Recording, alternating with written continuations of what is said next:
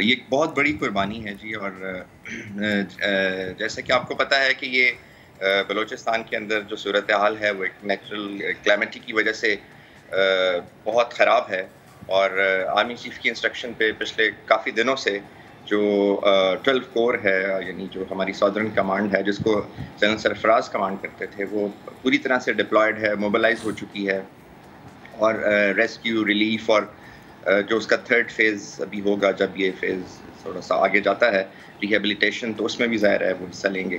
تو اس سارے اس کے اندر جو تھے وہ بیسکلی جو جنرل سرفراز تھے وہ پورے اس ریجن کو مانیٹر کر رہے تھے، اور وہ ڈیلی ڈفرینٹ جگہوں پہ جاتے تھے، اور وہاں پہ جو بھی پلانس کے مطابق جو ریہیبلیٹیشن کے لیے، جو لوگوں کی ریلیف کے لیے، ان کے ریسکیو کے لیے جو بھی ایفرٹس جہاں پہ درکار ہوتی تھی اس کو مانیٹر کر رہے تھے.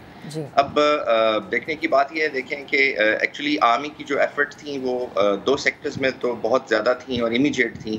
ایک تو انفراسٹرکچر کی کو فوراً بحال کرنے کے لیے، جس میں انجینئرز جو تھے وہ پوری طرح سے ڈپلائڈ تھے، اور اسی وجہ سے اگر آپ دیکھیں تو بریگیڈیئر خالد جو کہ کمانڈر انجینئر ہیں 12 کور کے، وہ بھی ان کے ساتھ تھے، اور ان کو ساتھ لے جا کے یہ خود جگہ پوائنٹ آؤٹ کرتے تھے کہ کہاں برج کی امیجیٹ ضرورت ہے، کہاں روڈ نیٹ ورک، کیونکہ جو کمیونیکیشن ہے باقی ملک کے ساتھ، پرٹیکولرلی سندھ کے ساتھ، کراچی کے ساتھ، وہ بلوچستان کی فوراً بحال کرنی تھی.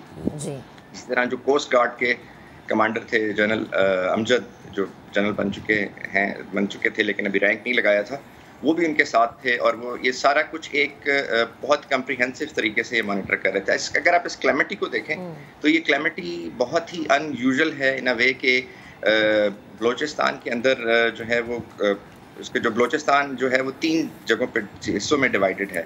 پہلی ماؤنٹینز ہیں، پھر پلیٹو ہے، اور پھر بیسن ہے. اور یہ جو بیسن کا علاقہ ہے، یعنی جو ریور کا بیسن ہے، یہ کوئی 13 سے 14 دریا ہیں جو کہ سیزنل ہیں، جن پہ ڈیپینڈ کرتا ہے. اوکے اور یہ دریا بہت کم جو ہے وہ ان میں پانی آتا ہے، بلکہ آتا ہی نہیں ہے. ان میں سے صرف 4 دریا ہیں جو کہ بیسن جو جا کے سمندر میں گرتا ہے. صحیح باقی دریاؤں کا جو علاقہ ایسا ہے کہ اس میں پانی نہیں آتا، تو اسی لیے لوگ ان علاقوں کے اندر آباد تھے، ان دریاؤں کے قریب آباد تھے. گاؤں جو تھے وہ آلموسٹ ان کے جو ایریاز تھا جس پہ کبھی پانی نہیں آیا، لیکن جو ایک نیچرل گریوٹی کا ایریا تھا اس کے اندر گاؤں آباد تھے. تو جب یہ بارشیں ہوئیں اور انپریسیڈنٹڈ ہوئیں، اور ان کی انپریسیڈنٹڈ ہونے کی بھی وجہ جو ہے وہ ظاہر ہے بہت ساری چینجز ہیں، کلائمیٹ چینجز ہیں، جس کو کلائمیٹولوجسٹ یہ کہہ رہے ہیں کہ تھوڑا سا جو مونسون ہے وہ بھی ویسٹ کی طرف شفٹ کر رہا ہے. تو ان ساری چیزوں نے مل کے کلائمیٹی کو اتنا انہینس کر دیا کہ جو ہے وہ پوری کی پوری 12 کور آرمی چیف کی انسٹرکشنز کے اوپر جب موبلائز ہوئی، تو اس کے باوجود کلائمیٹی اتنی بڑی تھی کہ ظاہر ہے اس کو ایک دم سنبھالنا، اس کو ایک دم جو ہے وہ قابو میں کرنا جو تھا وہ بہت مشکل تھا. اس کے باوجود پورے کے پورے ٹروپس، سولجرز، آفیسرز اور پوری ہیرارکی آف کمانڈ جو تھی وہ اس کے اندر امپلائڈ تھی. جہاں تک جنرل سرفراز کی بات ہے، میں تھوڑا سا اپنا پرسنل ایکسپیرینس بھی شیئر کروں گا. جی جی 2006 کے اندر ہم ایک وار زون کے اندر میں بھی ڈپلائڈ تھا، جہاں پہ جنرل سرفراز ایک یونٹ کمانڈ کر رہے تھے ایز اے لیفٹنٹ کرنل. تو اکثر میری ان سے ملاقات ہوتی تھی، بیکاز ہم آپریشنل الگ سیٹنگ میں تھے، لیکن ہماری اکثر ملاقات ہو جاتی تھی. تو کبھی کبھی میں ان کے پاس کھانے کے لیے یا ویسے ہی کیجولی، بیکاز بہت ٹینس حالات تھے، ڈیلی کیجولٹیز ہوتی تھیں اور آفیسرز جوان شہید ہوتے تھے. تو ایک ٹینس حالات میں کبھی میں ان کے پاس چلا جاتا تھا. تو میں نے ایک دفعہ میں نے ایک چیز آبزرو کی کہ یہ اکثر جو تھے وہ وضو میں رہتے تھے، اور یہ میرا دس از مائی پرسنل ایکسپیرینس. اور بہت، میں تو یہ کہوں گا کہ he was very polite but very firm officer. بہت ہی ایک دھیمے مزاج کے لیکن very professional, very brave and with the quality of the human touch. ایک اس طرح کے آفیسر تھے جو کہ بہت پروفیشنل بھی تھے اور بہت اچھے ہیومن بینگ. صحیح. عابد صاحب، یقیناً یہ ایک ایسا نقصان ہے جو کہ کبھی مکمل نہیں ہو سکتا. پلیز میں چاہوں گی اب ذرا اگر ہم بلوچستان میں جو ڈیزاسٹر ہے اس حوالے سے بات کریں.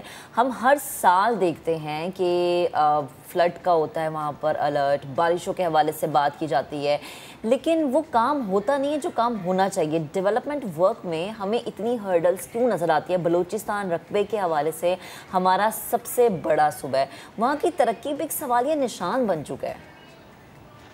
جی دیکھیں، میں سمجھتا ہوں کہ ہمیں بلوچستان کے یہ والے ایشوز ہیں ان کو ٹیکل کرنے کے لیے ہمیں جو ہے وہ ماڈرن ماڈل کی طرف جانا پڑے گا. یہ جو کلونیل ڈسپنسیشن ہے اس سے باہر نکلنا پڑے گا. ایک تو جو آپ نے بات کی کہ یہ ہر 4-5 سال کے بعد کہیں پہ کچھ نہ کچھ میگنیچیوڈ کا کچھ نقصان ہوتا ہے، اور وہ بار بار کیوں ہوتا ہے؟ دیکھیں بلوچستان، جیسے میں نے پہلے بات کی تھی کہ ہمیں یہ سمجھنا پڑے گا کہ بلوچستان میں جو واٹر کے ریسورسز ہیں وہ کیا ہیں، واٹر کہاں سے آتا ہے، واٹر کہاں جاتا ہے. پنجاب میں اگر آپ دیکھیے تو پنجاب میں تو دریا ہیں، جو ڈرینیج ہوتی ہے، جو نیچرل مونسون آتا ہے، تو اللہ تعالیٰ نے ایک نیچرل ڈرینیج کا سسٹم پلیس کیا ہوا ہے اور وہ وہاں سے پانی نکل جاتا ہے. بلوچستان کے اندر یہ ایشو ہے کہ جب ماؤنٹینس میں بارشیں ہوتی ہیں اور فلیش فلڈ آتا ہے تو وہ راستے ڈیفائنڈ نہیں ہیں، لوگوں کو ان کا پتہ نہیں ہے، کیونکہ کبھی بارشیں ہوتی ہیں اور 4-5 سال بارشیں نہیں ہوتی.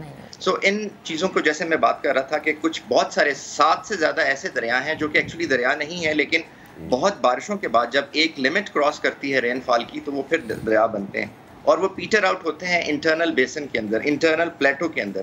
یعنی اس کا مطلب ہے کہ ان کا پانی کہیں باہر نہیں نکلتا، وہ اندر ہی پانی اکٹھا ہو جاتا ہے with in that plateau of Balochistan. تو اس وجہ سے ہم دیکھتے ہیں کہ جب بارشیں زیادہ ہوتی ہیں، فلیش فلڈز ہوتے ہیں، تو پانی ہمیں ہر جگہ پہ نظر آتا ہے، گاؤں بیچ میں ڈوبے ہوئے نظر آتے ہیں اور پانی کہیں باہر نہیں نکل رہا ہوتا.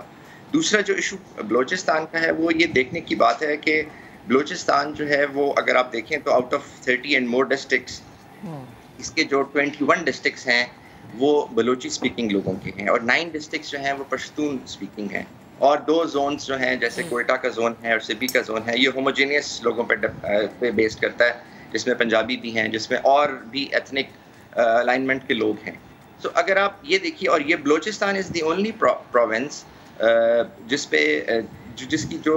کے یہ جو زونز ہیں، جو بلوچی زونز ہیں، یہ ڈی پاپولیٹ ہو رہے ہیں. یعنی کہ despite that it has a population ratio of 3.7 اور 3.5، اس کے باوجود ہو رہے ہیں. اس کی ریزن یہ ہے کہ لوگ یہاں سے نقل مکانی کر رہے ہیں، کراچی کی طرف، سندھ کی طرف جا رہے ہیں، پنجاب کی طرف جا رہے ہیں. تو یہ سارے فیکٹرز دیکھنے کے بعد ہمیں ایک سوشل پالیسی جو ہے گورنمنٹ کو وہ بنانی چاہیے، جس میں کہ یہ سیکیورٹی کے ساتھ ساتھ، جس کو آرمی بہت اچھے طریقے سے دیکھ رہی ہے، اور جس کو جو وہاں کے جو ایشوز ہیں، جس میں کچھ ڈسٹربنسز کے بھی ایشوز ہیں، جس کو بھی آرمی ہینڈل کرنے کی کوشش کر رہی ہے. تو جو ہماری ایڈمنسٹریشن کا انفراسٹرکچر ہے، آئی تھنک اس کو مزید انہینس کر کے ماڈرن لائنز پہ بنانے کی ضرورت ہے.